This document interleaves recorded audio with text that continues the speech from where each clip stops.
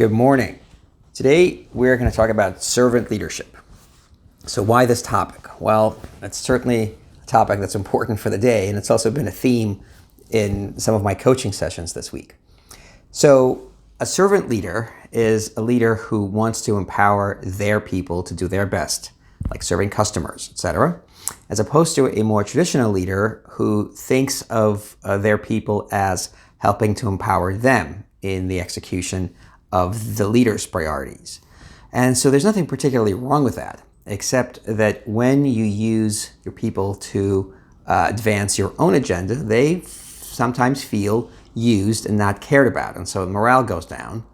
And so it's always a conscious effort to think about the needs of your people and make time for them and make them a priority. So an example of that would be scheduling meetings to find out about their welfare, about their well-being, about how they're doing, and about how you can help them do their job.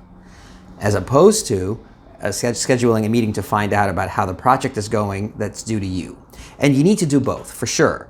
But I find that many managers who get into trouble and sometimes have morale situations in their groups are the managers that skew too far into serving their own needs and the needs of their boss, and not far enough towards serving the needs of their people.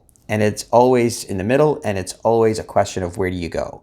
This is always a struggle, for one thing, because you have power over your people. So your people won't knock on your door and say, "Excuse me, I just want to tell you that you're not being as much of a servant leader as I'd like you to be." They won't do that. They might gripe about it to their friends, to their coworkers. They might even leave your group, but they won't tell you straight up. So that's the job of a leader, is to always be thinking about where am I, and to what extent am I using my people for my needs, and to what extent am I giving of myself for those people. And of course I realize that everyone has pressures, and so there's a reason why the time is at a premium. You've got a lot of things going on, and what I might be saying sounds to you like, oh, there's more work. Now I have to ask my people for what they need, and that'll require more of me. Yes, absolutely it will. That is exactly what servant leadership is about.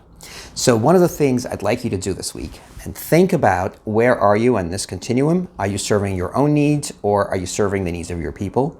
Chances are, if you're like most people, most managers, excuse me, you're skewing somewhere here. And I would like you, excuse me, to do one thing and move in this direction and take one step.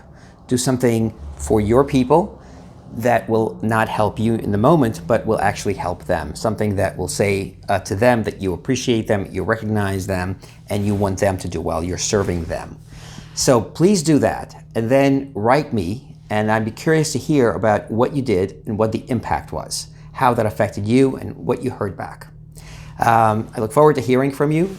Write me on LinkedIn. You can check out my webpage at conflictyes.com. I look forward to hearing from you, and I'll see you next week. Take care.